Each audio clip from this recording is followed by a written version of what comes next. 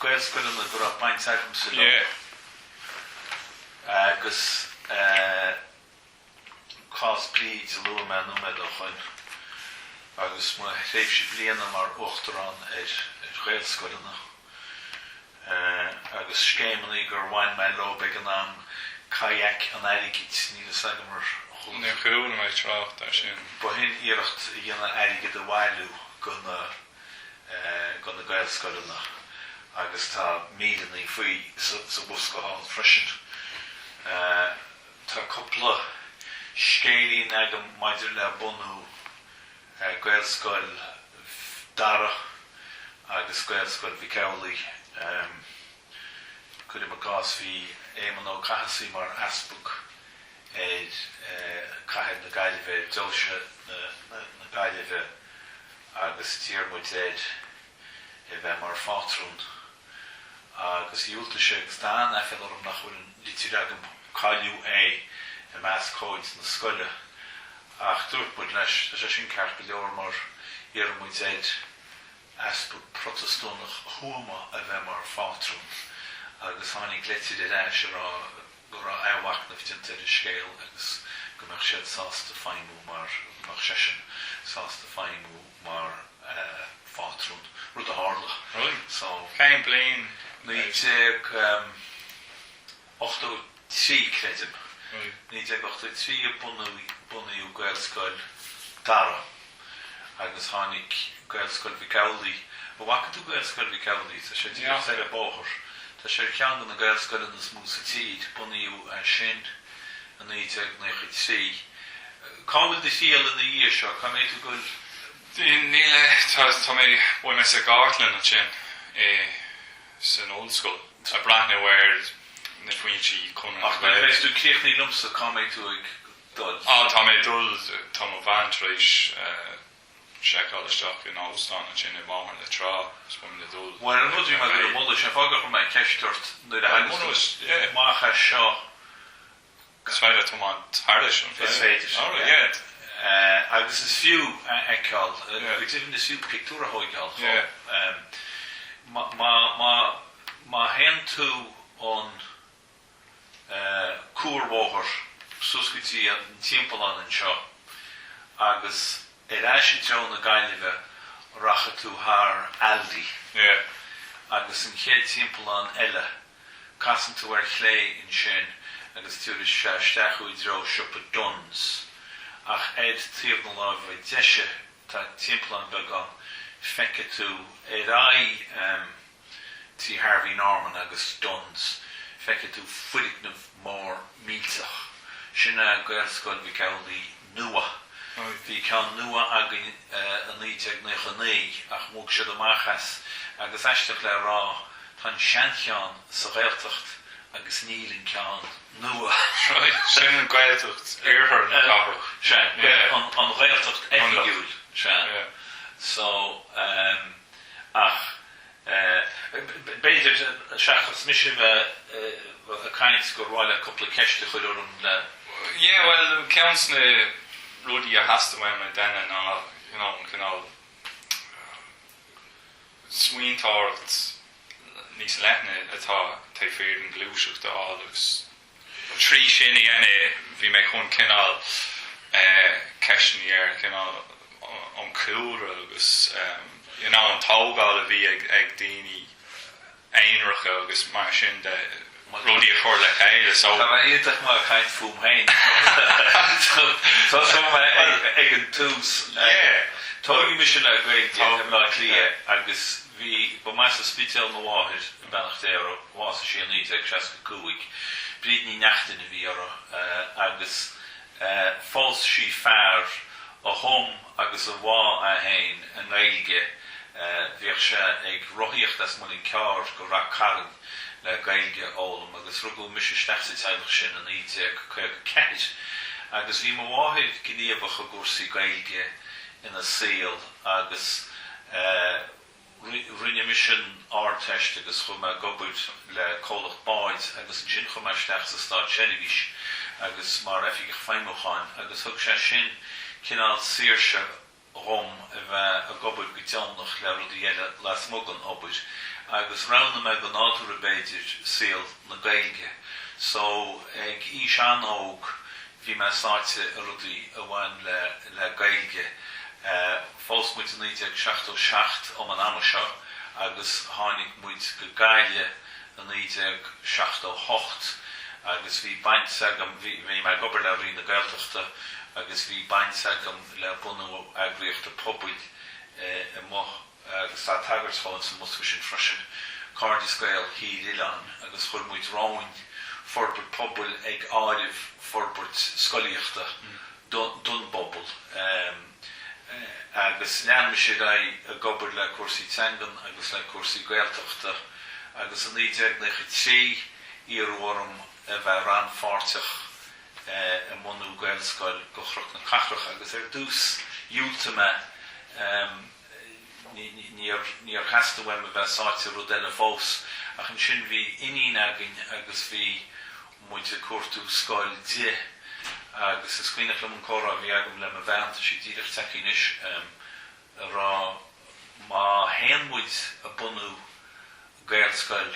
in seo go chrucht na Chathair. Bei fuil ális agus cuine dúirte deoracha a baint leis, agus bhí ach rinne muid agus credim nuair a bunaíú Gaelscoil Mhic Amhlaigh in 1993 go raibh an Gaelscoil is tapúil is a tír a chuir a bhád mar thosamuid a mí júil 1993 le feachtas áitiúil agus doscail an scoil a mí meánfáid 1993 le 16 go fáistí, agus bhog muid isteach a scoil úr nua as a bísa a 1999, agus ché gúil cuma an ghaisce orm níor na aon scoil eile a sin, chuig muid Gaelscoil in imach 6 bliana ó neamhní go dtí scoil buan. An raibh cúis le, fhí sin a raibh gaile níos cinná fábhrí don Gaeilge an a raibh. Well, bhí riad cúiseanna, bhí fuill an mháthair. Bhí daoine mháthair. Bhí daoine fiúntacha againn. Bhí go leor an orm freisin, mar fuairmuid na daoine ceasta agus fuairmuid an tacaíocht áitiúil, agus fuairmuid fearr nach raibh bainte go le síl na Gaeilge churbe fearr go nád ar a banam Jerry Bedford, agus chur Jerry plán le chéile bunathe ar chóráidtí a bhí in san siomra seo le an ABC go feachtas go rud a béhan á líideach go darlíonn sé gur Gaelscoil a bhí geistin seo, agus bhí an plán sin mar bhíobla againn, agus aon rud a bhí ráite an rinnemuid agus faríor ag an núméid seo chuir be níl cóp go phlean sin agam dit, ach dá meach léireach sé an bóthir a bhí ráin le tuairt faoi Scoil a Hóigeáil, agus rinnemuid chuid a thabhairt a bhí an agus bhainmuid in spirit gomach. Rinne me teann le sé. Ach ba hin ná ribbe sin bhí taithí fáilte agam le bunú Gaelscoil Dara. Bhí Gaelscoil Dara capaí a bheith ed bóthir á cín a ríist sa Gaeltacht. Ach ag an náam chuid príomhítí tuair me scoileanna béarla orb a gunne aon scoil eile sa gantar maiall ed dáile páistí agus mar sin agus rimmuid isteach sa hainmh mar a deartha go dánig Polo Fuil fear bhí an gníomhacha cuasaí forbert a pobail a bhí mar chóirleoir ag an anbéidir le Fine Gael, ach a bhí an gníomhacha le Coláistí Gaeilge agus mar sin agus tháinig Paul chugam láháin agus dúirt sé cuaiteá me leat an Gaelscoil ó bhunú, agus dúirt me sios cumann úsaice ar an fáirteachán agus go darlíonn an rud. So chaidms Paul criniú idir príomhítí an Chathair sa rion mór agus an buidimhach agus an Átha Cliath nach chiad, agus bhí mahéin agus pól ag an grinniú sin agus thug na príomhítí le tuiscint go raibh na chuoine nach raibh gá leis nach raibh éile bhead agus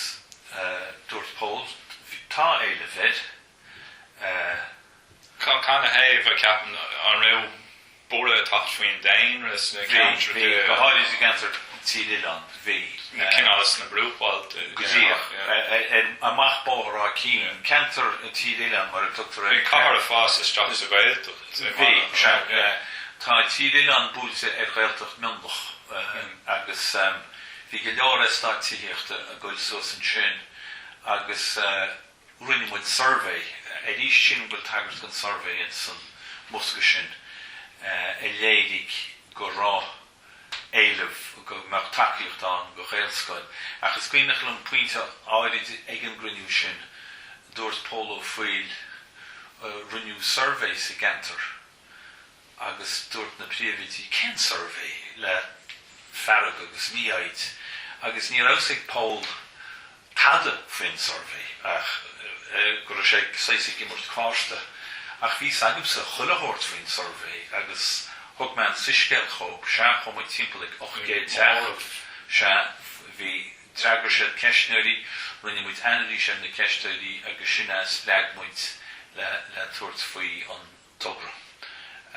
agus doscail Taristeach Hello. Shadi Banity Garotin ran fartach mbunú Gaelscoil Mhic Amhlaigh freisin. Just to get back into the road check up on tape. Brand is einmal ní. Okay, ní gur mé stacker. Ach bhí Garotin mar mbunú háidir Gaelscoil Mhic Amhlaigh freisin.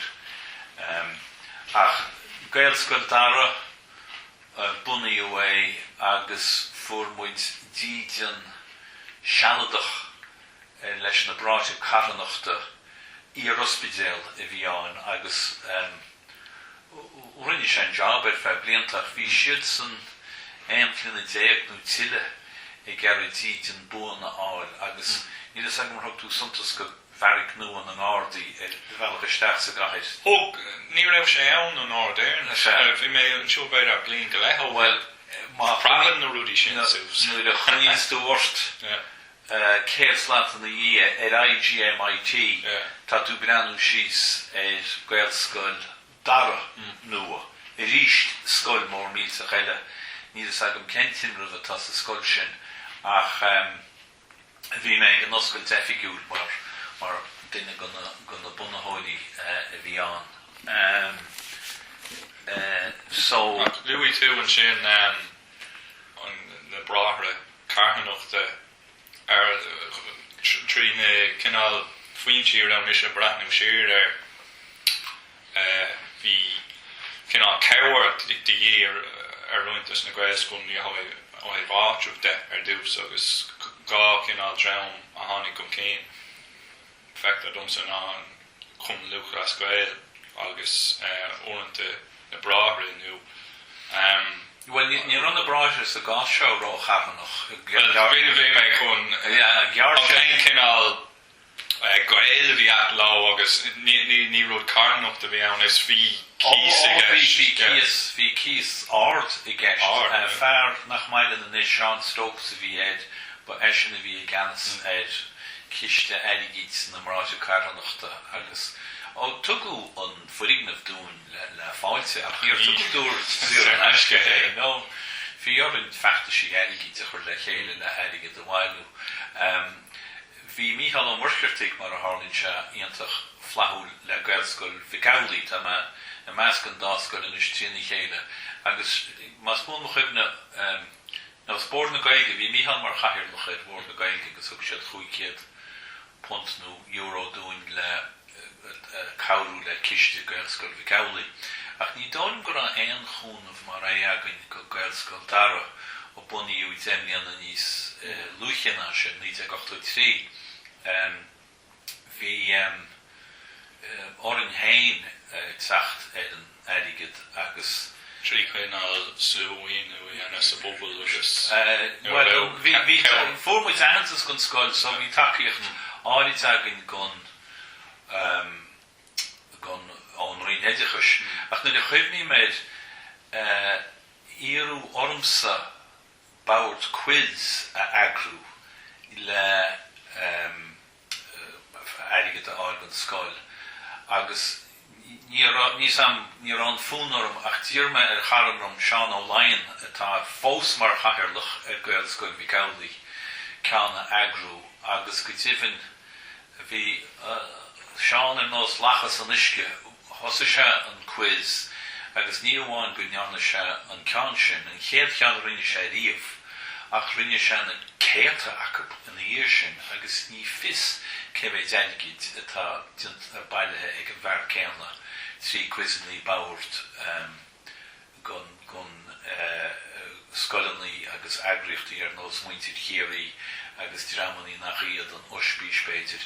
a go dtíobhann chumse siomh sé leabhar bunathe na ceistanaí a bhí aige gan na Gaelscoileanna seo agus is féidir na mórá Sá session a bhí a chumann na ceistanaí Eisteoir a bhí se eisteoir rinnean taide ar na ceistanaí ach deascuir agus siúd cuimhne taidtíreach is léimnach isteach Amhlaigh hí cuairtear í aigine ón Astráil agus hagar siad gan rúd seo quiz bauirt agus ní ráúm faoin spéid agamsa cead bhí geis le quiz bauirt agus bhí orb a bhíú chum Chathair timpeall ag bauirt agus mar sinte so rinne muid é agus tá mai ceap go muid ar cean gan na chéad páirtithe a rinne quiz bauirt agus an sin an hosa gataine I dtí na éisteoirin agus ní bhúr muid an foilim le díadach a gceart an chéadúid hí daoine a ceisnú canál déimhríocht na geistanaí agus rudaí na cinál sin ach tá Seán bailó iad ina hainneolaí inis agus ag fós ag cuma quiznaí bauirt agus sin heb ik cebhéad bliain an 1983 ach ba hynna an chéad ceann agus cean cinál cá rachach an charra an muoinú sin a dul luú go raibh takeíocht ára an roiin a dachas so is chun an cáiríocht ar an scóil Well bheith cuite thógúil ar chias ní léana agus faoi sin bheith cuite thógúil ar trealamh le bheith fíneach net an cúrma bhí agamsa ná mar rúnaí so bheith cisteúil an anna cheisian a dheagad níos fearbéidir ach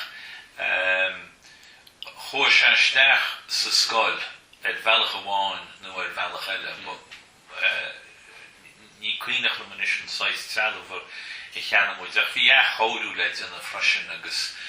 is mhártaí Spidéal a bhí in na siomraí ag an náam agus bhí choú le in a orb agus rudí eile le bheith fíneach le ní cuineach lom bhí me 7 mbliana ar a mar bainisteochta in san scoil sin agus I teige me as hé sin sin an 1983 go dtí 1990 rinne marathon Átha Cliath an 1984 mar feachtas aigid gon scoil agus bailú rúta cínte ar nó 600 an ra €0.2 an pointe bhí an agus cháiscéilína as sin mar bhí me a riocht trí farcaní an isce agus tháinig an cailín seo sus go dtí me agus chas si a mu seo agus dúirt si your pace or mine a dúirt si agus bhí me riocht rá éanna sílam tíocht isteach I dtrón na caiseach a ríist agus híanaan lead seo pinta umran Guinness amachos machos agus dúirt se come on agus a léamh mo léine come on Gaelscoil Dara so sin ach I chríoch na an marathon go dtíobhann in san cuairteach a bhí méid inna ar ball tháinig méid an lámh agus tháinig mé nó an ifid a bhí agam ná 5,000 chaithad agus tíochna sin gur bin an áit a bhí agam freisin ó sé chuig go chloig I dheachar an é tíochnamach ach chríoch na é So sin samplede beidir go Cinál feachtas aige mBaile fan. agus bhrúnsead ní sé siúmra seo tá sé náide cínt bhrúnsead pís a crystal ormó crystal na Gaillimhe mar achansas gon iirecht a bhí dinta. An ra ben hí tógadh boin an mar sé sin is plaque atá an plaque práis tá sé sin hústáide. Ní rime an marathon á chuin go dtí ní rime álacha á chuin. Ach fan bheic mar a term tá mar meascan na smuointe go leis sé Gaelscoil Dara tá gar smuoine ar an cheann lína eile. Ní réimhainte go seo le tada ach ag an náam bhí me sus go dtí mo chlósa teacreacht mór míteach mar a bhain se le Ivid flátaí gailge a chud chlúisteáin agus tháinig an tíd agus a bháthir sa mola chorm mar ní raibh sé Catholic státseirbhíseach a bheith lé le feachtasaí cinál a bhí a gcuine an réaltais ach i tíocht a bhaile go mí a bháin ó chruinniú Gaelscoil Dara tháinig me rúnaí na rinne Seán Alden a go listeach san huntsman teach ósta a bhí Congress an gúne so dan me stecha agus bhí me gar a míúcho ní bhíon chance fear an rééisúnach a bhí an scoláire clásicach ach bhí sé ggóil puntas middigs agus bhí me míú mo cháásco dúirt me leis go raibh cleachtar a gáirde ag mo heach i fíorú fum agus mo idir fláit agus gur scantar sé mo ahead agus Bhreanna Seán Alden orm agus dúirt sé special branch agus ní rúirt sé ní smó chu sé ná sé go finta. So scríomh me ag an special branch a fíorú chóp a ro sé de fisrú fóin agus scríomh sé de ráisegam le rá go rá agus dúirt sé de insinlitid nach ra an síach i mo chás a héile nach ra an úfás a paint le mo feachtas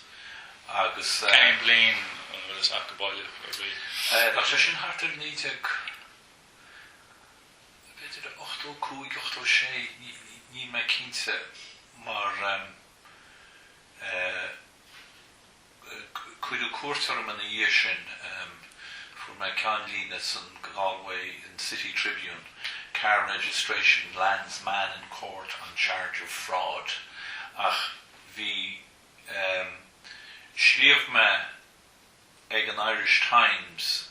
go dtí colún na litreachan sin agus an thosa me mo litir le where do I go to complain about the ombudsman mar bhí go leor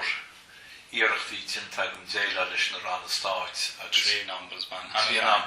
agus níor me fáil an luach agus níor ailsigh an Irish Times mo litir so chluime orb agus dúirt me ceim fáin nar ailsigh mo litir agus dúirt sé bhfuil le bheith frídnach ní chéitin mu tú dúirt me ceart nach gréitin tú dúirt sé teann tú an seo gur an special branch sa tógadh agus dúirt me bhí dúirt sé go léana aine seagat agus dúirt me tá litir a gcuide tún litir againn cuide agus fáilte agus chuid agus as sin scríomh téaglan de bredún alt umlán leis an Irish Times faoi mo chás agus tamilí na dhé sin tá me gimeachtáin scéalnis cuidiú gailge na hefir flátaí animan chunla tháinig páric flinach so i dtéirmí bua hí bua beg agam chun me bille ag páric flinin sin mo chuiste sí lí mai an a gúirt ach freigra mar dhearach ma ahead ní bhras chosan se 8 punt orm i lé ach bhí sé seir fad siúl le linn de Gaelscoil Dara a bheith gul ar a chosa agus bhí sé trahúil gur casúrúnaí na rinne orm Mana le hí tú treéis cinná sráth dhéana de cinná feachtas éagsúla stácha a bhí atálú ag an ann céin an raibh kind of agrichty by that we had in Carna Gaillimhe on the brook balt in new show and row the heady kun and Gaige glorn Gael on new on the pain agus no la Christy nas black and Chain aantas the hort go chudrum na Gaeilge vi mahas agus dochor kin an a bainteach chudrum na Gaeilge mar vi Iva akab ag an naam beidir go sé dro foblachtanach nó rodeigen nó tíhúlen na poblachtanni agus vi muid ger a an chinte súle an fobud gohalit mei op státseirbhíseach vi onin nach féad vi ein cheangel gon chinál sin dhéanamh ach le chum na féine hort gon conra hacha siad len argwyd cruinethe paibli agus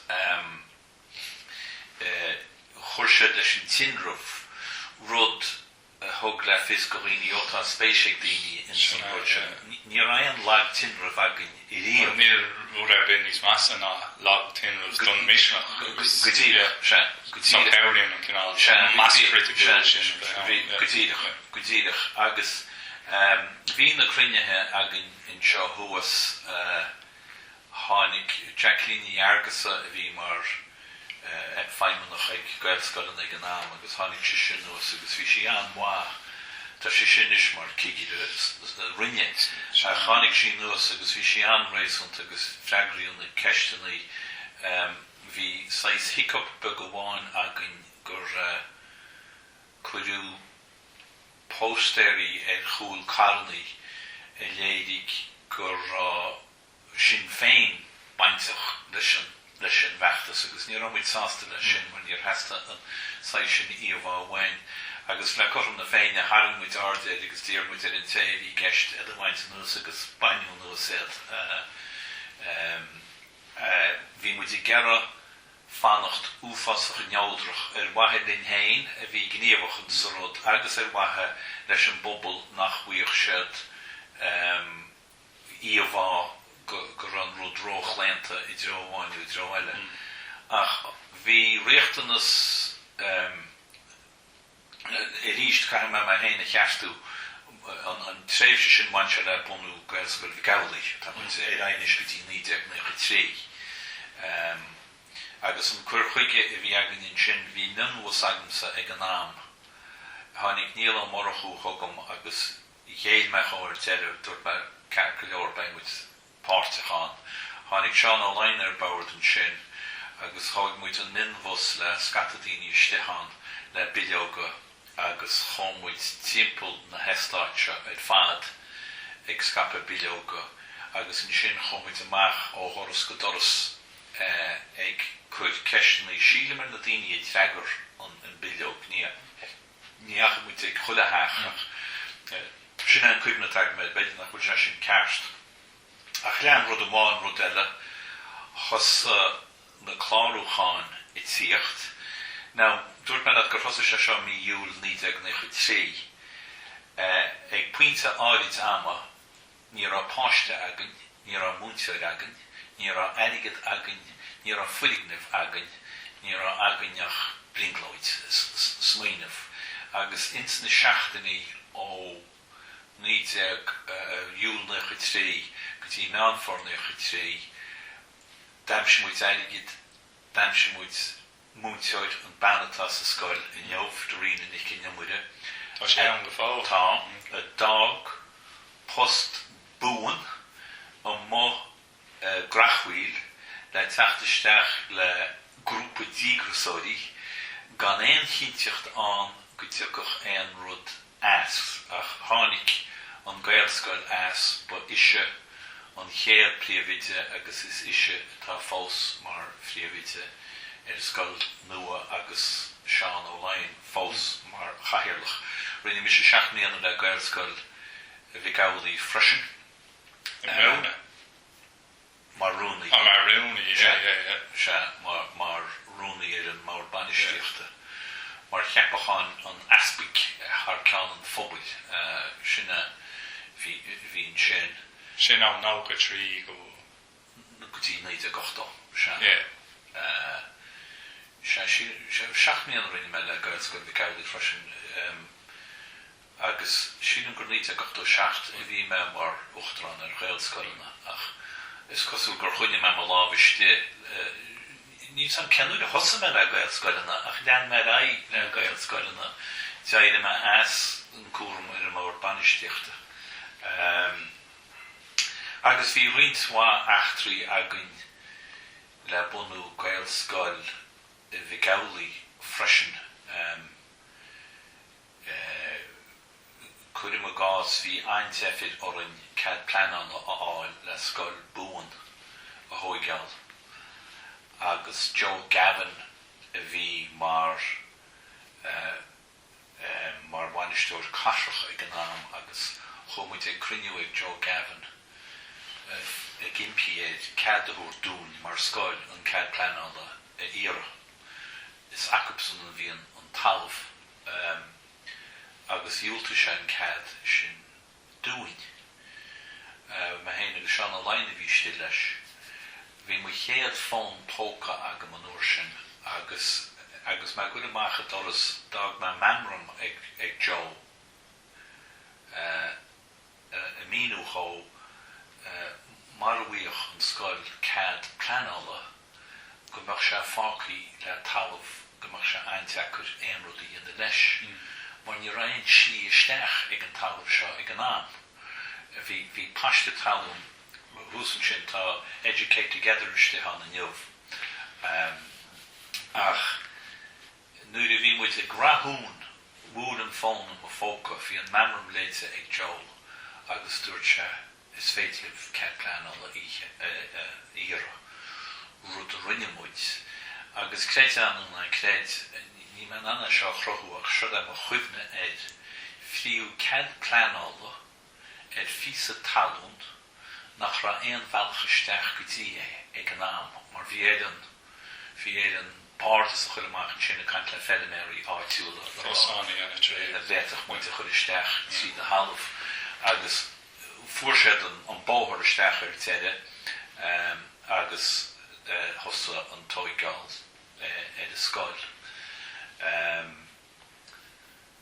Fangmenish Liw tú Educate Together an sin an rau cén canal well an rud a hard culture of new an rau no ní ra baint bige agin le sin an rud a hard telling with Rob Morgan scoil hí tóigu Gaelscoil Mhic Amhlaigh fuidig nua go le 8 rang goúntúí ach lean an scoileráí ag fás Dáil scéal bhí níonra agin freisin in san dáchás níonra Gaelscoil Dara níonra Gaelscoil Mhic Amhlaigh bhí mis mar chahirirlach níonra Gaelscoil Mhic Amhlaigh ach bhí an éidir sin éile bheith an scoil ní mar a go thomlan mar Gaelscoil ach mar scoil áitiúil gur thosan na Porta Cabins I teacht agus tá bhí sus le deagíneach timppla le scoil buan go dtí gur géad an rion go bheith áras nua ag teastáil agus bhí an oscailt effigiúil gan áras nua an anar na bliana seo caiite sílam ní don gur anar na bliana seo ach chua an scoil ó neart go neart rud a dag gur orr bdíd an nua áil agus nuide hí an próise sin ar á baint agamsanna sin ach hí an próise sin úfasach fadálach ach nuair a fuairsead an díd an nua as a bísa hí Educate Together a cuairtú áit mar bhí siad san an áit sealadach so fuairsead seanscoil seaganne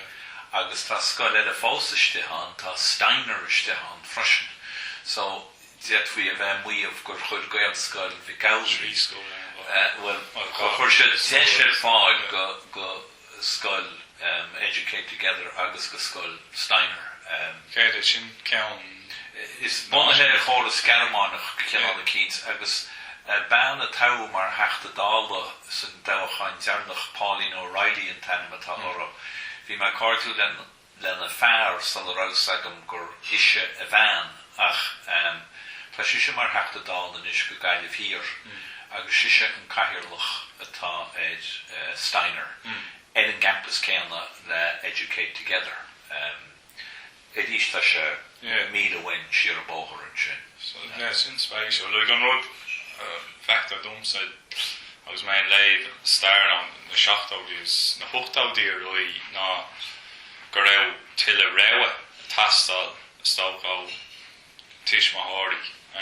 Agus happedur his boss now. Sit McKeown, folks bio page like that. Bit of a kind review on you. Come on, okay. Yeah, that's so. You know, to educate together in this trace, you know, fast be around in new being Docky skill project down. It's a shock though, refreshing. Can all stoke cold. New on your hog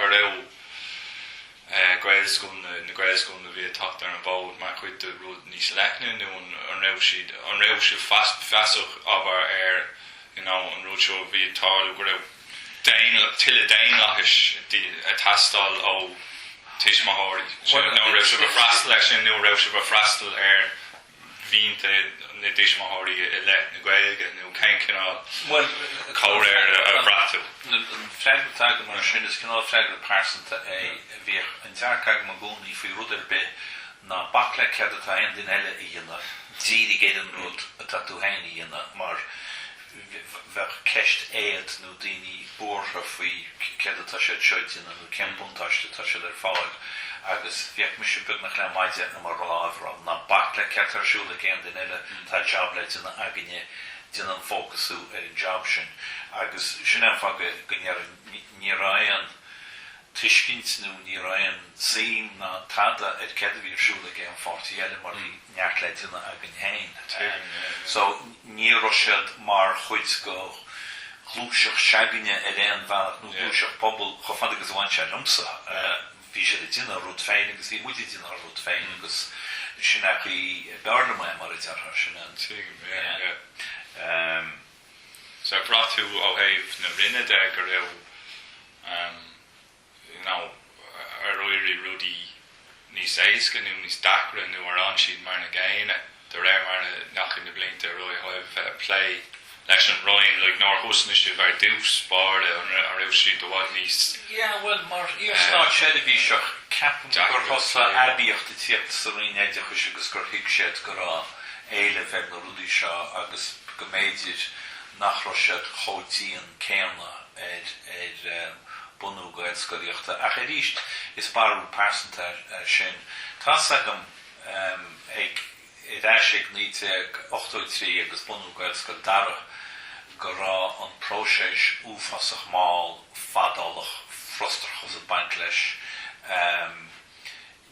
níor cheapmúid go rá bá ag an rion éideachas leis an gun cheapní áilín scoil sin hain mutha me sin freisin na rí me le Gaelscoileanna gur an rion éideachas ar bhealach sa mealach ar éon ngníomhaíocht a bhí daoine gar dhéanamh bhí a gúisin í hain ach a béidir ach nuair a tháinig sé go tí Gaelscoil ar luaise go leis go luaise cén cinál na cúisní ar luaise nuair libh nuair ort don áí chóthóg siad cinál freigraí fulla túil ag an ann nó a bhreisih gur ar le éon rud sunrach ach mar scúab an-ghinearálta ar fad tás ag an mar híar stáitseirbhíseach go bhfuil stáitseirbhísí a mthain sin a cheapant go bhfuil lámh aibrítinta acu má chuann siad stop le rud éigin gur binan sais teach go bhí an ó is tiblóid é seo stop múché now it is tá sé sin an generalta ní ra an réimhlóidethe in san stáitseirbhís go bhistam agus bhí go leor daoine ag breanúil an gaiilim bethe a bhí amach rumpú agus mar sinte agus ní raisiad a gúil sa tent éonrút so bhí mise mar 6 róguide ar a bhí sin bhí me mar cead a thugann siad ar mac tíide a bhí deoraíocht leis féin ar thug mé deiscuid do chuid té ó dá get it to yeah, test on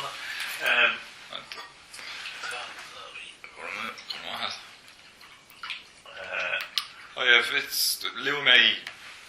on faoin gléir nó faoin English agus mar sin de cén choras háitriúnachta a bhí ag na scoilní agus cén fág a raní si bheith sin tá am inis go láir san scoilní raní si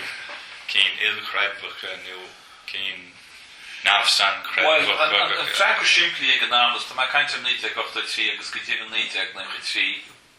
caiintlicí muid a bhí cleachtain na creidirh ag an nám agus tá réid dúirt gur pen chéadrá linn ná go bheith an eaglas caiintliceach mar fátrún ach ní flucht na fatisóin a chud ag pátrún eile mar a níimileach an eaglas caiintliceach linn sin an tearcha a bhí agan agus thosa Gaelscoileanna sin an foras pátrúnta agus bhí me an imimeann sin tá rint pácéireachas a bainteach is an musca freisin ach dímar muide de réir na rialachaí a bhí an ag an nám agus bhí pátrún na testáin agus nu de hánig muid an darna bouta le pátrún ar ní rain cheist faoi is as go difriúla bhí an uirbe agus bhí taí aca beircead bhí an te Gaelscoil Dara ach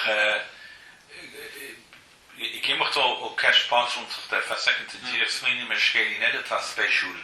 faoi Gaelscoil Mhic Amhlaigh cuidiú in slí orann maiall gur háramid na cníomhaíochta pleanála té teach príomháideacha úsáid mar scoil agus cuidiú cuairt orann agus bhí ceanlíne ar chúlan Irish Independent agus pictúr go dtíobhann má henú mar ceanna mór in sin agus Chathair yes an chéad teach ar chlé ar a gabhnéal sin ein teach a bhí agan mar scoil agus bhí céad páiste isteán ag puinte áid agus cuidiú in tlí orann bhí me hain agus seán online os cór cuairte mar chairlach agus mar rúnaí agus únérantí fearr ar bannam Johnny Gannon gur á páistí leis sa scoil agus trahúil go leor I bhí ácóite agan ní chuide me animéid mar tuiche tú cean fáig an second agus has sé ar a chosa ar gosint as córann bhrethebh agus cuidiú ceisteannaí agus is dearg bhléirge nó mí chluinnes a tháinig amach as a bhéal hef coid an tí agus méid an tí Ní cuiine chun go sunrach ach bhí an plaice bhaint as mar hang go hain bhí mar go ní sé sin ceart ach dúirt me am hain ná habar táta agus sé an brehannas a thug an brethebh ná go ráin lí sáirithe agan agus nach me réandó leas ach an teach é fécinnt agus muid a chuid amach ar a móthir sin an fágúil muid Canlín ar Chúlan Irish Independent schools out for 100 children. Can't blame was Fechan Canran níag trí has muid tatú caiintir níag seacht beidir. Rís má héimetóíocht ins na papí eile beidir go tú cnéir sin ach a déiten schools out for 100 Chukli session in Italy. Tá agus pictúr tá má iníns pictúr mar hálann se ach ceanna tá spéisiúil faoi sin freisin agus dúirt me an bán go á linn nuaid a cuiúmachas a teach sin muid nó bhí muid le cuiúmachas hí an saora ag tíocht a bhí meánfór ag tíocht an téir na nua agus ní bheith réanáid agin le ghoil hééis se saora dá mar rud nach ran teach sin agin mar ní ra fáil áit be eile dá is céir déan go ná chomid isteach I tíche le brú a chuir an rinéidechas hí chátheach nó trí an úsáid agin mar scoilna tíidech bu in an stráteis se go ach Seachas cinál Ní raon áisinseo, ní raon darna rá an go practicúil. Ní ra mar an muith an tíb seo. Ní ra. Ní raibh náisiúnaí pombal an Burnamór. Is tithe a bhí an. Ní raibh siopa an fiúin. Has a sépéal na ísin, is bhí an néanra chúla tépéal. Ach bhí sagamsa go má nach ra éon áid le chulagan, agus rís ní méid an éon ábhéil sa scéal seo. Dúirt me hain, Gníomhaire Joe Gavin, a bhí fós mar bhainisteoir caisreach, agus míno me an cás hó. Seo an fearr chud in líorann, a thugás cór cuairta muid. Agus chluime éid, agus saolaíam ina efik I breanú timppel ráis go mar aondaine I géisteocht, agus thosa sé cogarníil sí sa fón lom, dúirt sé díon iarratas chead pleanála ríist. Agus tá mu dúltaí fí háil díon iarratas chead pleanála ríist. So, chud man dú ormhain bhí ríist rud an ádálacht. An clear pápéir agus an bráise sin a hosnú ríis. Chud a háirt as an nua. Ní hé a níos féir a dtíobh an rud a chláú ríis an ríomhre nó Tasú as spug ríomhí bhí an orsin ar an ach nuair a lún tú ríomhide, dúirt me bei bainteach leis a scoil seo, má bhíon ríomhide agin. Waar niet wij aan fijn moet gaan leid. Als vlieuwrieveren, als peikiste ergens wiegen. Ach, wie maar toch een smollig maar geen kan volgen checken en kan plan alle hier richt. Ach, hoek maar vlieuwen die men tiert te zet kan plan alle. Agus je roze kan make een naam. Gora Joe Trish Kudistach het vast maar wat is door kasrach goskui. Ní sam se fós an bil go séidethe asanis. Ach éan ine a bhí se fágáil na hefiige in Éile. Híine se cad pleanála sealadach go Gaelscoil Mhic Amhlaigh Insíonn céanna an aineán cad bhí ráite an dúirt. Rugadh go raibh an fanach sa teach sin feith trí agus bhí an am sin bhí an táras nua. Cíorann agus bhí muid an bogadh. So rinne sé gar mór mílteach dúin. Tású an nach mé clúbhíle bainteach sé leir. Ach sin mo chuimne marach athachíocht ag úr an chrúatan mar ag am an hátil bheith muid fíor droch chás. Ach voor moet in China bug pressure sin, Rugadh go moet an fanachtan go an áras nua ré. Sin spéisiú, le léirlinn sé sin na stápa an cúcht a bhí ag daoine éonracha agus na Gael a bhí ort cinál chothú lá dá mé an Gael a chothú le duine déit dís. Bhí muid ag ócáil ní cuineachlam na sonraí ach bhí me héine go sean online iste I mórdas na casrach faoi rudaí teile fad cuide mar effigi agus hasan kind bainisteoir casrach a kaint agus chaise nuas a mestagin rá go muid dina rudí bhí go leor decrochtaí aige le cuasaí pleanála eile sa gantar an níáim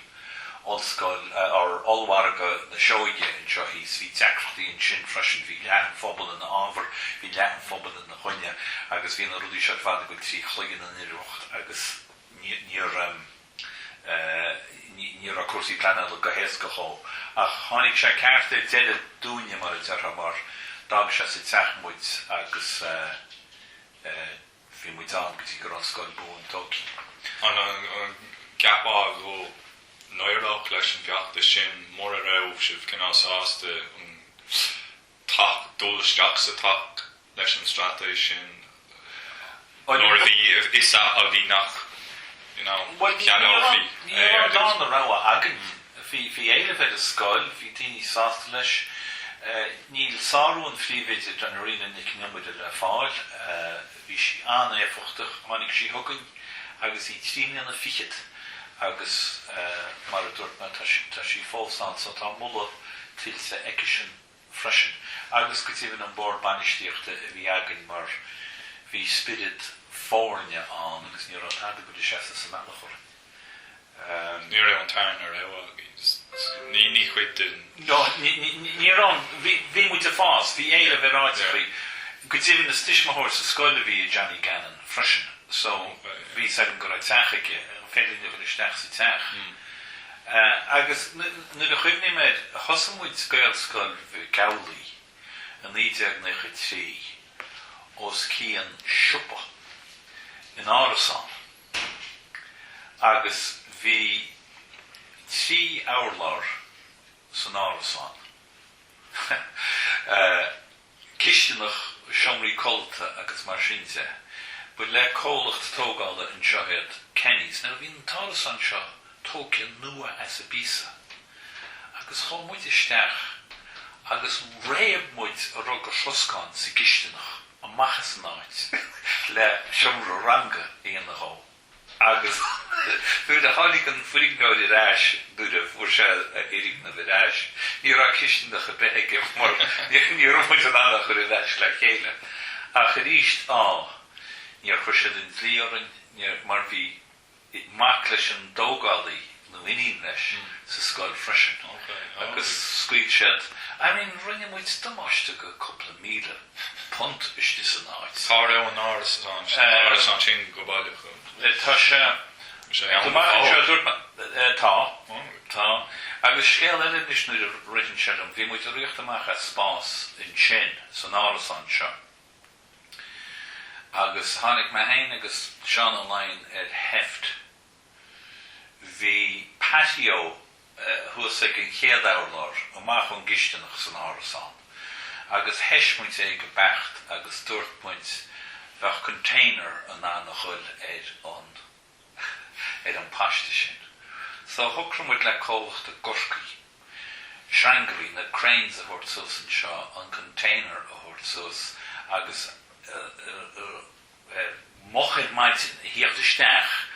agus an rúide iompar agus a leagan síos patio. Dúsain le páistáil seo. Go dtíach. Ach cháil me seo mo bhisneach dúirt me tá se seo hamuideach ní féitlín é sin ína caithe planéad a bheith an. Agus ag an númed dearnach ar fad glime mítar choscaí agus dúirt me lob ní muid a go le leis, mar i ríist háineach sé trocháide de scoil agus mar sinte. So níacha an plansin i ra agus fuórmuid dían eile i teach a bhí ag tuismthóir eile agus idir an Uinseann chuir tú ceistar man sin a hens tú suas rá an cóirmhóthir. Tá sépel ar tíomh na lámh clé, tá casa ar clé rééis sé in tépéil agus in chéad casa eile móna lí manor an tainimetá éid. Tían tú steachan sin go tí go múltar fachimór féarachorst agus bhíoch siúpaid a gáinealt a sé dúntinis agus os cían tipa sin bhí an Uinseann áitir chusa Gaelscoil Mhic Amhlaigh mí meán for 1993. Agus lean muid a bliana ní a bliana fáil dían go tí go rá an scoil nua tógi. Agus céim fís an raibh fís fáiltéirmach an bheith rá. Thaibh fás na scoile, thaibh fás Gaelcolaíochta de háirithe an pobal háirithe. Bhí sé sin mar chuid go phlean Jerry Bedford a luama ar ball. Bhí 3 spluc agan. Campus a áil ar a good fee. Bunscoil néanrá agus choláiste íorbunscoile. Ach ní rá an bardas tiltinach mar bhí sé gearad tiche a thuigeáil ar chuid gan siomh a bhí fáite agab. Rud a rinne siad tá garí hánail thus an sin agus ní ri sé le an iscúr beidir go rannim ní siad a sin éisteoir Mhic Amhlaigh a bhí éid an té an scríbhneoid ar rannim ní an scoil Gaelscoil Mhic Amhlaigh.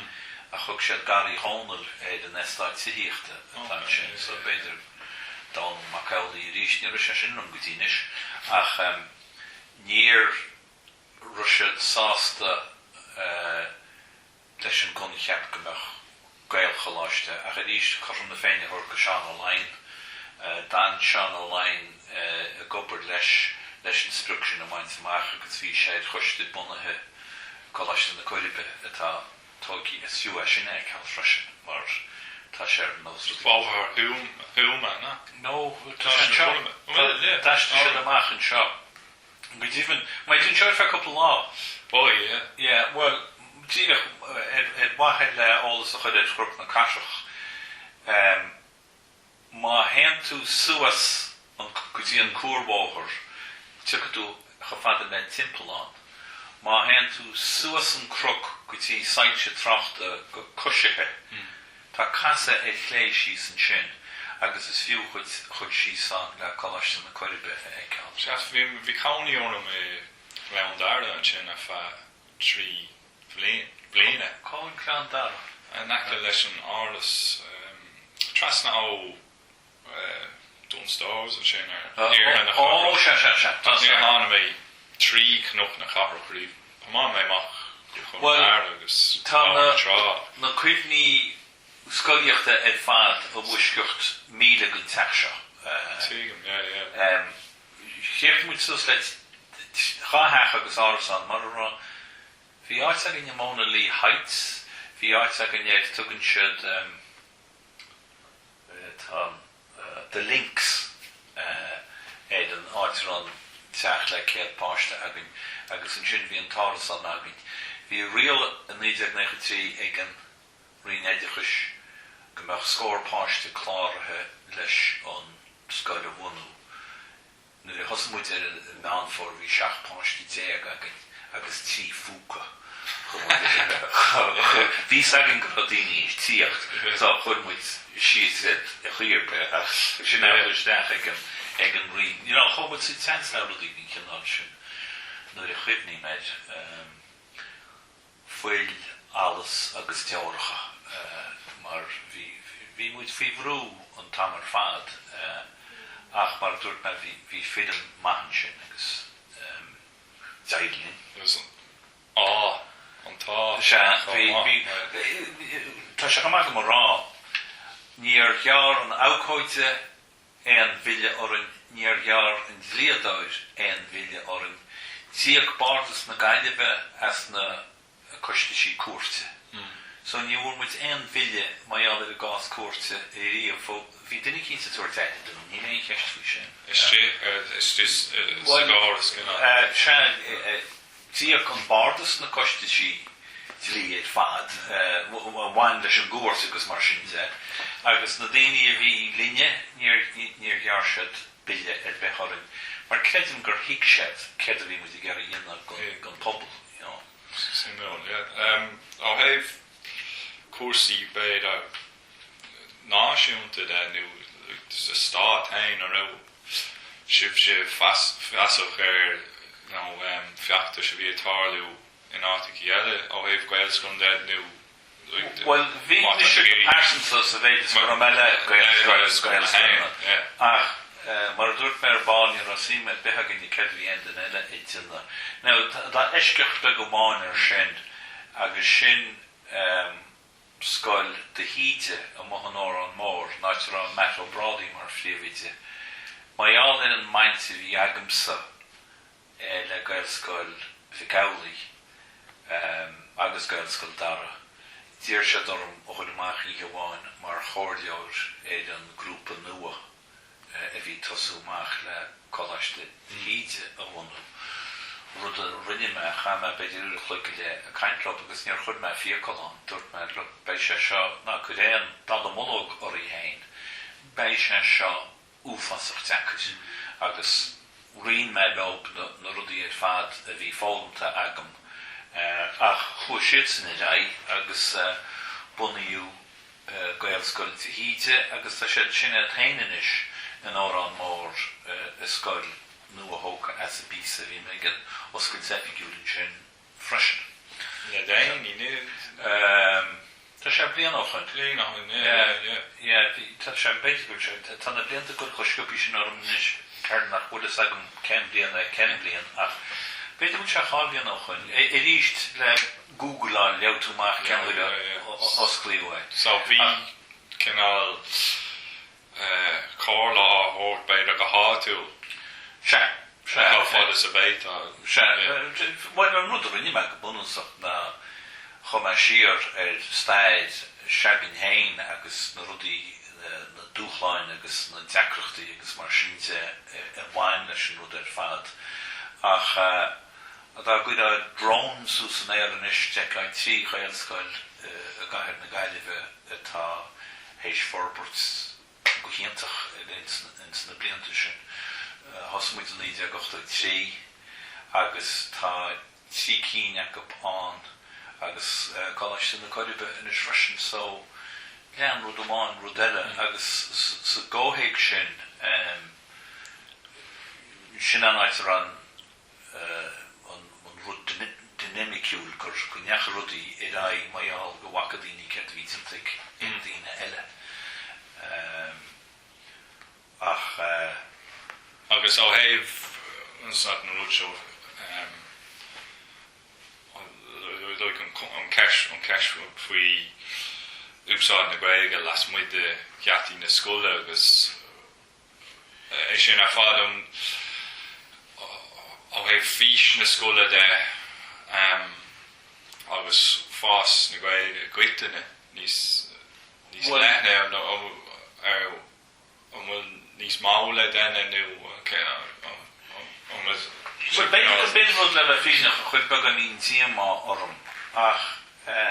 gur rá a puine sé sin na cuasaí las muid a smacht Well, couple rud le rá faoi sin bhí saoil agamsa nach rá réadúil go meach páistí i tíocht amachchas an Gaelscoil agus a gúsáid Gaeilge atrapain na smóga ceatí na scoile. Now, go practicúil níor hála se sin éad an mór hóí ach ní lean aidir faoi ach go neach a páistí ón na scoile na sin amach sa síl mór agus síl na Gaeilge. Tá fearr ceapan go se cóis le tain Joe Shoige an tanimetá éid agus tá sé sin in is capaí mar efficach plan an itanga cean gona ní sam an dochtú ré lena mar nu scrí sé tráachtas ar na papal Gaeltachtaí agus féidir nás leis na bastí beire Caran am máthis chuite Joe lom an seos ceoltóir man scoché in piano agus chuite sé lom le órán a bhua dúis an éireachtas námid go bhíontachin comóra níteag séideag ach tá cúpla duine íorscoláide inis I mí meach sa síl mór agus a cléile Gaeilge so dóir leh cinnta glún eile spruchaháin a cínte agus chun sé íontas orm cumas Gaeilge na páistí chuú nuair a bhí centainimetára Kate Middleton agus an prunsa an ailemh hí Gaelscoil Mhic Amhlaigh a tuairt ceachtaí mháthair a chóp agus chuú aglah ar páiste bhí telefísin na hí sin agus ní ra feibe bheith higiine sin aglah agus táda sé sin mo chraí camera gur agus go tíhann bhí me thuas a bailú pápéirí ó choláiste na coirbhe an láhanana agus bhí trúrógannach a tíocht amach as an scoil agus tá me bednach cínte gur an Gaeilge a bhí siad a can atrapain campus na scoile go nádúra agus go tíad an darda sé sin mo chraí freisin so mar an nearmid táda ach deise thuirt go dhaoine fuair sé an deise agus tá me bródú lei sin agus tháinig machchas ach ar sin ráite nuair I tintar analís éid ceich ó héfachtach agus a bhí Gaelscoileanna tuairt Gaeilge daigtíní chéad glún eile bhain beidir a tuairt cearacha faoin géad a bhéid chóp mar warc mas mar bhain se le éfacht ach ar ís na mhúd féin í leon teis profisiúnta ag mar sin bum na mór. Ach tá mai cínte. Well, hí baint, tá cáilíocht baint amach ag amhain a gúrsaí plan an le teanga. Agus... Sinne bhí mé cinál I géirí, ceist chóra like an áta bheith an tusa an Gaelscoil I gúrsaí plan ala tanga níos leithne agus mar... Well, sprág má maint le Gaelscoileocht an chéim seo a thuigeáil ormhain, mar bhí go leor fáisnéis agam ó haithí an síl, agus bhí mé gera eicáil ggóchaigs acadúil mas mailead, agus duine gan na mantóirí bhí agam atá sé ganas saoil mó rustig in Alba crochúr ó Gilegáin. Tá techaige lechiad slathain so sa bóhrann seo. Ní eiceán ag minic mar bíonn se an Alba. Ach nuair bhí me staidir faoi crochúr fuair me tuiscint a bhaid níos fearr, agus an bhealach scantra sé mé sa gíal gur bhí sé caint rusmóg go sunrach cinál ceartláir na Gaeltachta a caint faoi páistí abid a tháinig isteach a rang na líon an bheoga líon X le gailge líofa an mBaile, agus páistí tamil go bhlianta na dhé sin a tháinig isteach sa scoil le gailge bhliste líon Y, agus nu faoin ama bheith se sin bailí sust go dtí rang go sé nachmach se an áitir a acab gailge a labhairt rud a ghaid orm damarúd go grothach se go sé fíor, agus bhealach chrucha a cha sin ráite feic armsa go bhfuil Gaelscoileocht agus glúiseach na gailge le smó go an Gaeltacht I gceadú tionchar inis in an Gaeltacht. Mar réan le cuasaí daoine ó hiartha eile I tíocht isteach sa tíd, mar tá Pólan sin is an teanga, an darna teanga smó labhairt an éideann héis béarlach. Tá gailge an tíomháid creidin de na statisticí, so tá mi sé cepa gur aibre Gaelscoileocht tionchar go bheagán an Gaeltacht freisin mar a chonig muintir na Gaeltachta agus a rístal má haithí hain nach ran éidir sin measa acab maiall teachtaí le béarlanna de chuisiad go sasanna go bhaca siad go rá éile bheith gailginis ó riine eile agus beidir gur spreagú iad an bhealcha cint. So, tá sé an teachar teis nó anlís ceartaí an na rudaí seach sin anú de thugann snóchas chumsa go rá rudaí a tarlúin sin a chotha níos mó dearfachta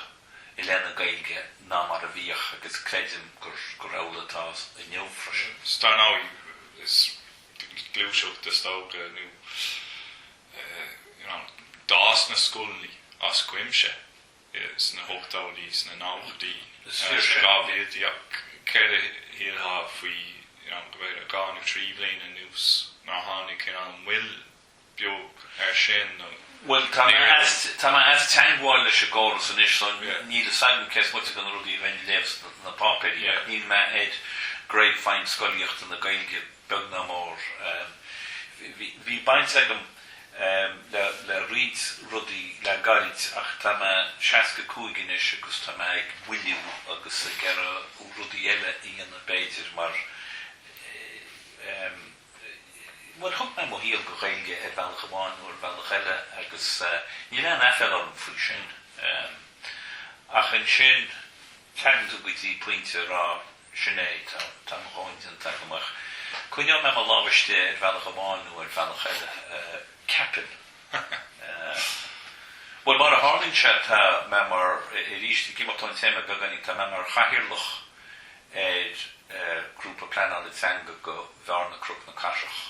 Agus tá plantí a chréití agan agus tá na údarrá sé breanú in inis agus chuig sé sin chéad bliana eile mo híal atá sú an rúte ó neamhní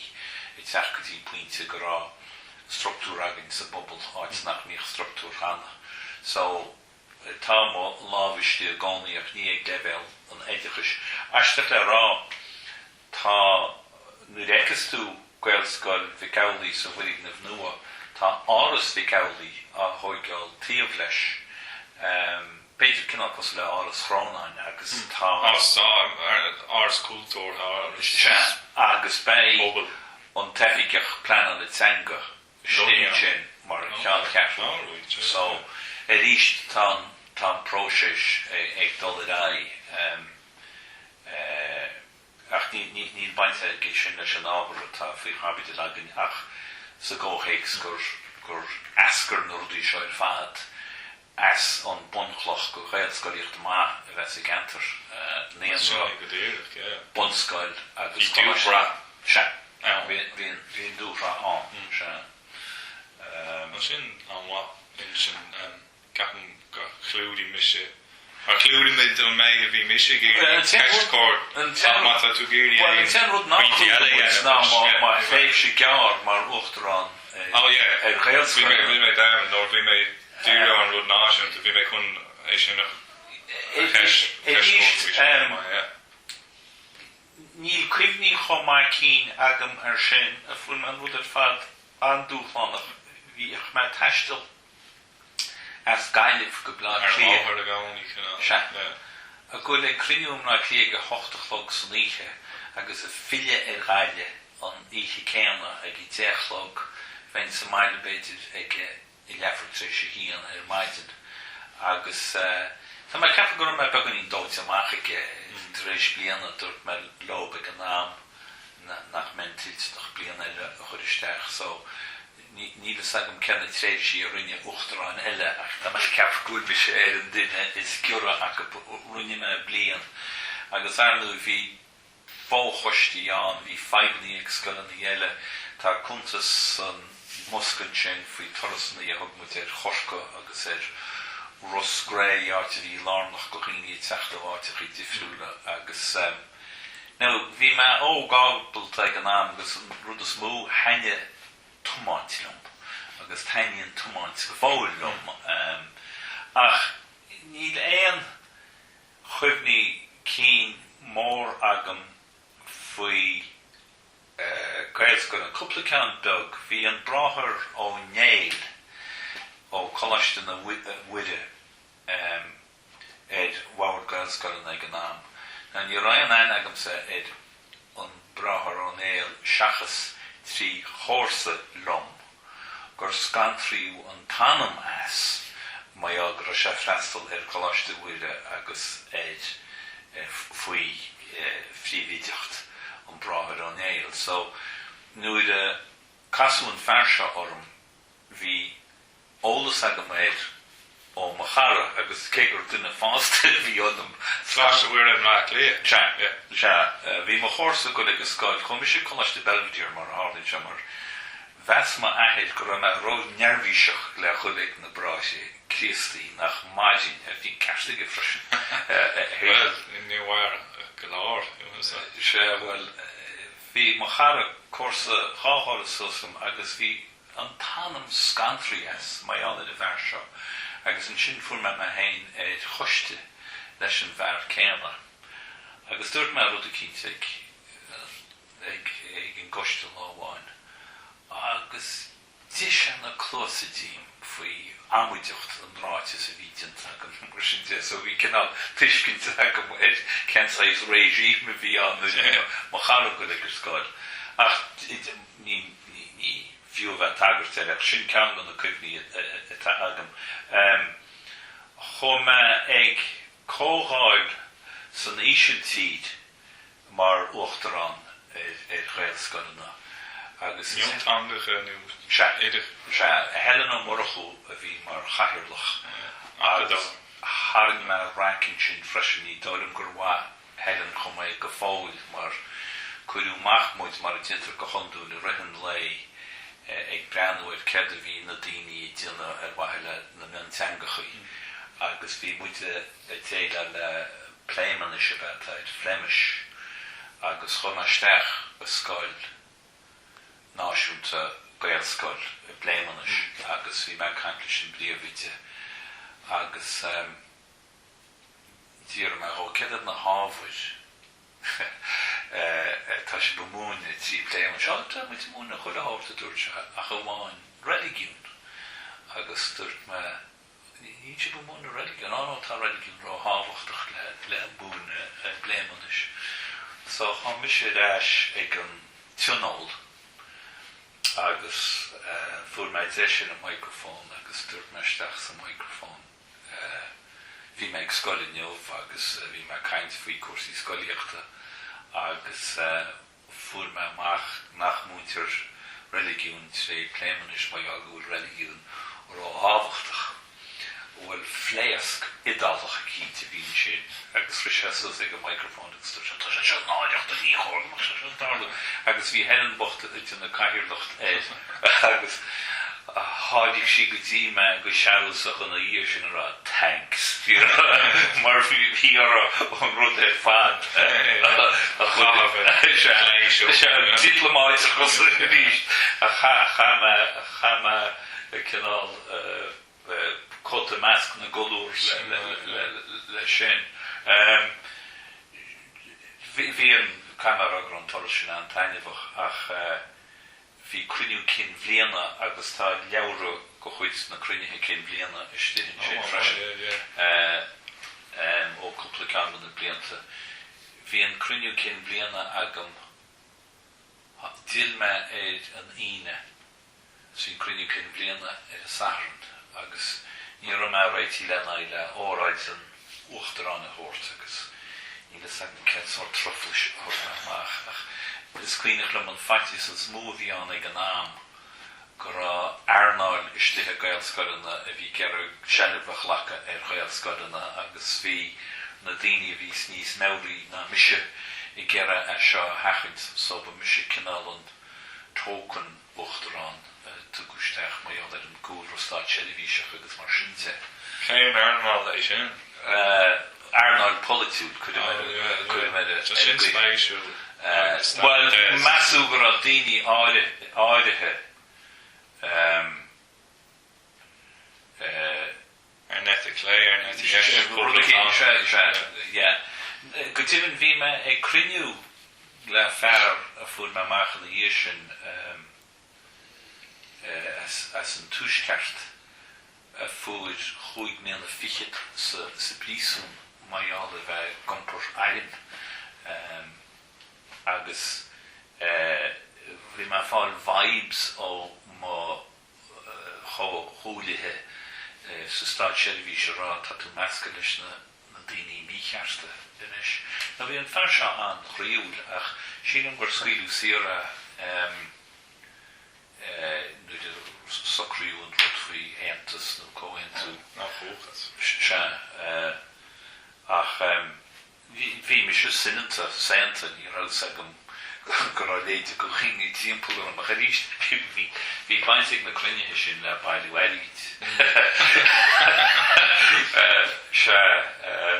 ach agus ceann eile a bhainid le a ahead go pásanta tíocht leis ag clíd ní cálan ar a chuimhní méid chun versta gannéad hoscaireacht go dtí ard aspa chuama mar bhí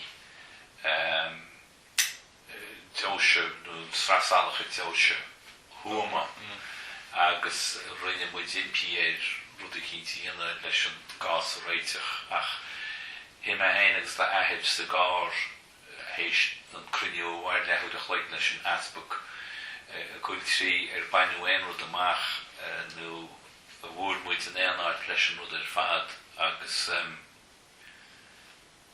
bhí muid an túrim na ní a bhíú an taileh an triblóid trígur se ainte an thart aspa níirí atá an tá se go fód bhí sé mar aspa ar thuama agus scéal eile a baint leis an gás céanna bhí bríd i gceithre an taisin gailge a chuineáil suasint na cric buna chrice bhí ar an áit agus siad cuid me cín láid ar eileta agam faoin rud ar fad ní rá bhíoch údras na Gaeltachta chuir amach beideoch go aifsin an gailge ag na próistí éagsúla agus bhí feib ag na beideocha a áil bhí siad a go ag sagirteach sílim na ní me gera an égóí in éid go sé siarb ní raisiúla go amach sa bobbal. So lar me le bríd agus dúirt me fech Gníomhaire údarás na Gaeltachta agus íarama orb na bileoga a chud thugadsa agus beimmuid cínte Insíonn go bhí an pobal iad. Rudarinne an túdarás agus chua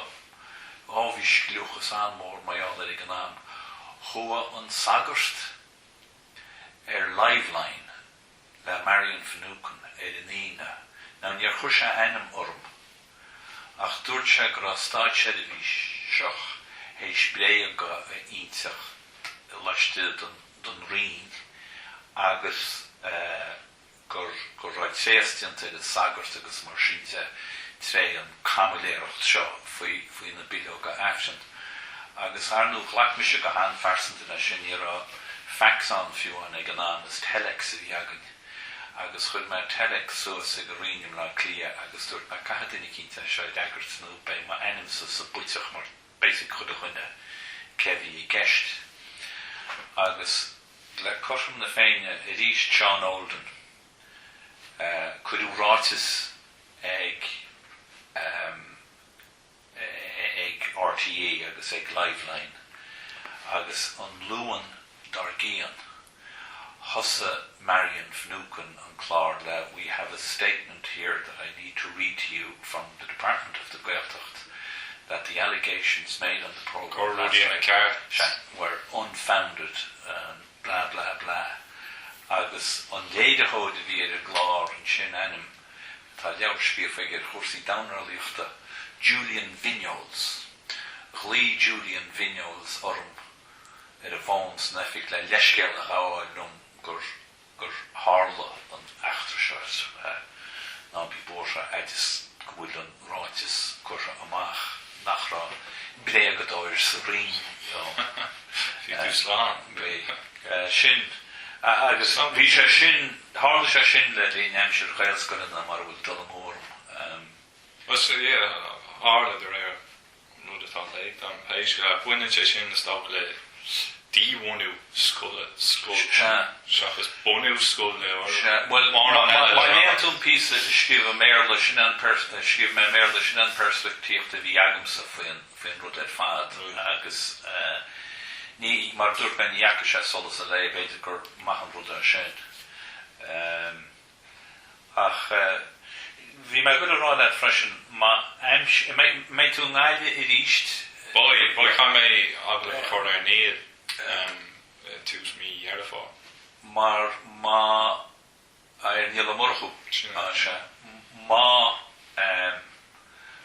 cínte le dí tá má gola chuil tríd an stuff san áiste mar bhí me tuairt cartlan éireach nu bhí ranna mar ceadhí sa cartlan ní a bhíú trí ceannaí a chuineáil ní ránach broscar so tá sé caiite amach agam san bin glas bei se bhaidú seachtain ó máireach ach tá mé cínte gúil stuff eile agam agus ná ní léon rud clés go cháin is rudí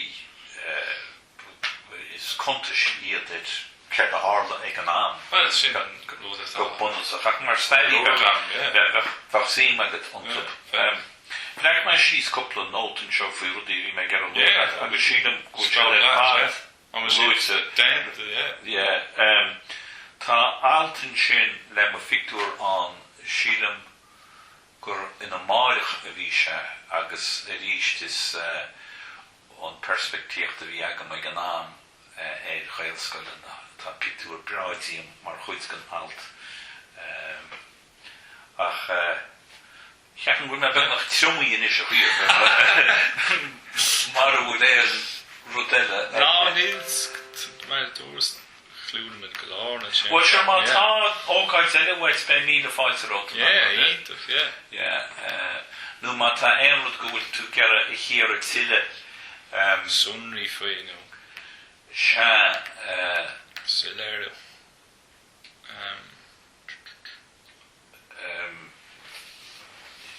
tá me ceara ní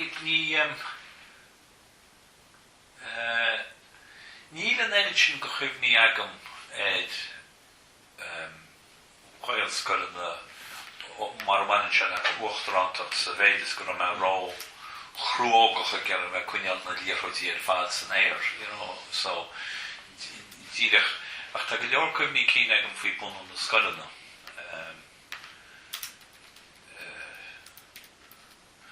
Uachtarán eile bhain le Gaelscoil Mhic Amhlaigh freisin bhí muid ag cruinniú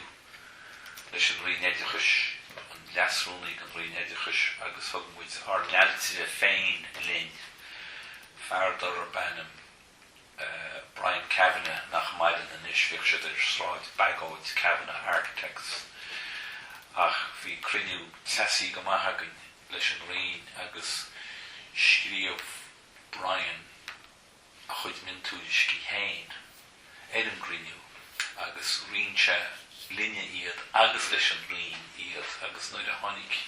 an leasrúnaigh ceireadh bhí scríomhta an spléachse, phléascse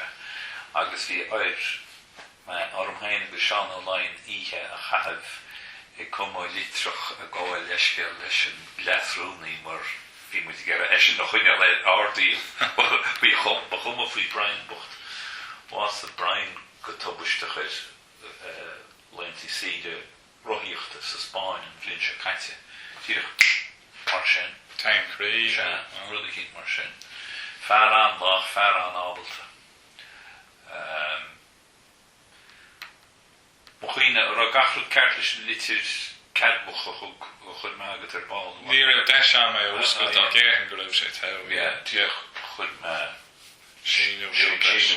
tá síú Dus tá cúpla sunra mar tá mé géirí cinál pictór suchaolaíochta aigeanna chruthús á slí bathe státseirbhíseach well thosa me céim ranág bhí thosa me sa rinéidechas an 1973 mína saona agus I ríist sí an Gaeilge a thugusteach an sin me scríne le me bheith faoi agalah méarla mar chuid an próiseis agus dúirt siad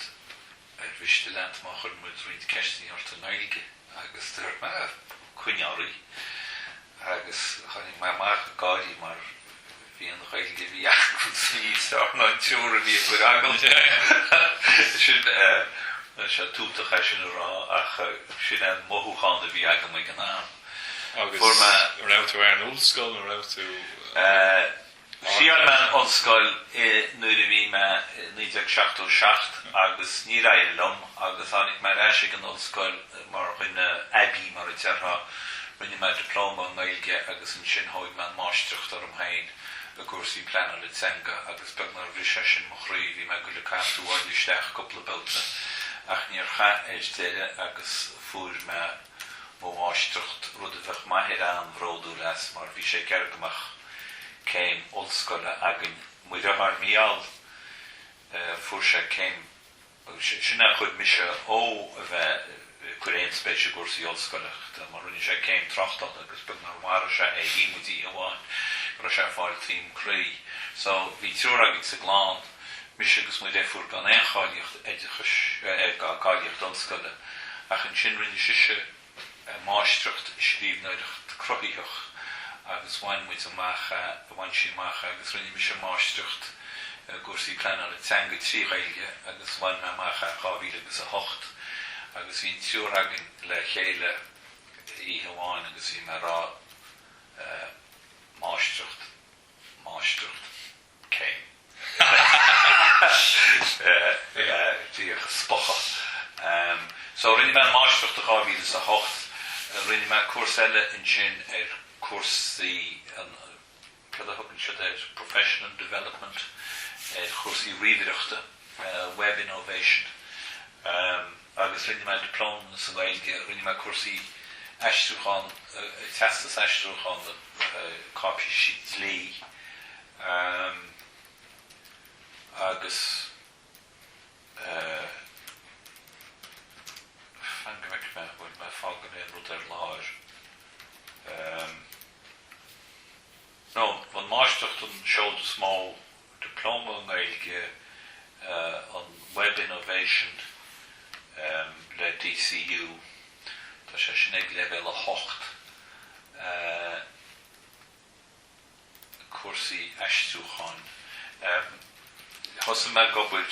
cólach báid BNI sin chum steachtas státseirbhíseach rí éisteoir agus rí Gaelscoileachta agus in istam mar aisteoir mar ahangaide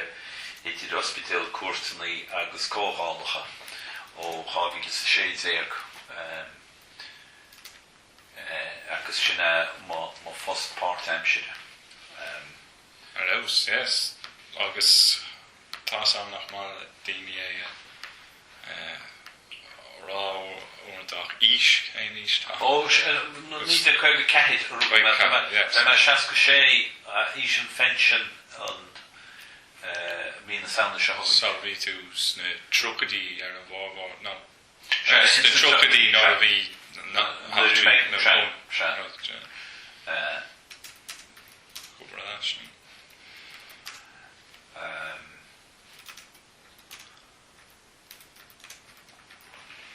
Maar dat ik er CV is vind. No, dus gedaan aan zijn dan wel. Ja, zijn niet toch? Insíonn gemaakt. Nou, vast ook maar bij, maar dat ik er kwijt doe. Dat wij kiezen. Zien maar eigenlijk met de branding siar voor te blassen maar dan rudi kanaal hoe wijn orm voor rudi vaat. Ach. Dígras beidir in an ocail ní bhfuair mit a cearta gánaí ach bhí an dígras agus an inneamh an chun anúint leis chuneas leis sin é right tá meachan sa musca sin so chuid an me leat a thuirt amach tíidir me mo chuid scéinaí ar fáilte na ceanna go raibh me an smaoinú orb. Ceann inne tá et faoi mo séise mar Uachtarán Gaelscoileanna. A cháil muid an idirn ar fad le líon dumsa a bheith an. Tí an rónaí a bhí agin, bhfuil bhí orin í lígint lethe mai an ar chuirsaí aigeis. Tína colm ó dúlachán go lua ina dhéir sin agus tháinig derbhile ní crá Stechan na áit misise chud agal a bheit derbhile le Brendan McCormack sílim go a héit go láthir freisin. Tá cuimhní cín agam sin freisin mar dag me mo chár an aici le Mount Joy motorcycles a tar Stráid Berkeley agus nu a tháinig me eis hí duine hééis brisi Stechan agus mai cheamra Olympus a háid bhí fapaí agam méid an ála. So bei cuimhna agam éad an agalm sin go tíann. Ach bhí derbhile an má bhí colma hain go han má bhí Jacqueline Nic Argus go han má fuairsiad daoine fiúntachan chua derbhile leis an INT ó sílim agus tá Jacqueline mar chiigide. Casú Jacqueline orm le garid bhí sealitina rud a cínt maidir le cuasaí pleanal le teanga hús a goláiste na Corrga agus tíir siad onadí áitiúil so fuairsiad mise ach níor chun me adamh bhí sin óchain so